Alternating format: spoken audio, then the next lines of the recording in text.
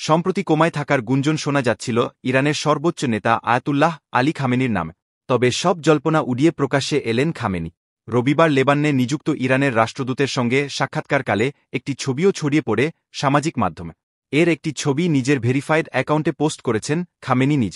সামাজিক মাধ্যমে ছড়িয়ে পড়া এই পোস্টে দেখা যায় খামেনি লেবাননে নিযুক্ত ইরানের রাষ্ট্রদূত মোজতবা আমানির সঙ্গে কথা বলছে। পোস্টটিতে ফার্সি ভাষায় লেখা রয়েছে, ইসলামী বিপ্লবের নেতা আজাতুল্লাহ খামেনি আজ দুপুরে তার প্রতিদিনের বৈঠকের ফাঁকে লেবাননে নিযুক্ত ইসলামী প্রজাতন্ত্র ইরানের প্রবীণ রাষ্ট্রদূত মোজতাবা আমানির সঙ্গে দেখা করেছেন ও কথা বলেছেন। সামাজিক মাধ্যমে কান পাতলেই শোনা যাচ্ছিল ৮৫ বছর বয়সী খামেনি গুরুতর অসুস্থ হয়ে কোমায় আছেন। এর আগে গোপন বৈঠকে তিনি তার ৫৫ বছর বয়সী ছেলে মোজতবা খামেনিকে নিজের উত্তরসূরি মনোনীত করেছেন, এমনটাও শোনা যাচ্ছে। দীর্ঘদিন পর প্রকাশ্যে এলেন ইরানের এই সর্বোচ্চ নেতা। গত সেপ্টেম্বরে লেবাননের হিজবুল্লাহর বিরুদ্ধে ইসরায়েলের পেজার হামলায় ৩৯ জন নিহত আহত হয়েছিলেন ৩,০০০-এর বেশি মানুষ। এদের মধ্যে ছিলেন আমানিও। এদিকে মধ্যপ্রাচ্য জুড়ে সংঘাতের আর বিরাম নেই। পাল্টাপাল্টি হামলায় ভরে উঠেছে আকাশ। সদ্যই লেবাননে ইসরায়েলের হামলায় হিজবুল্লাহর মুখপাত্র আফিফ নিহত হয়েছে। প্রতিশোধের প্রস্তুতি নিচ্ছে হিজবুল্লাহ গোষ্ঠী।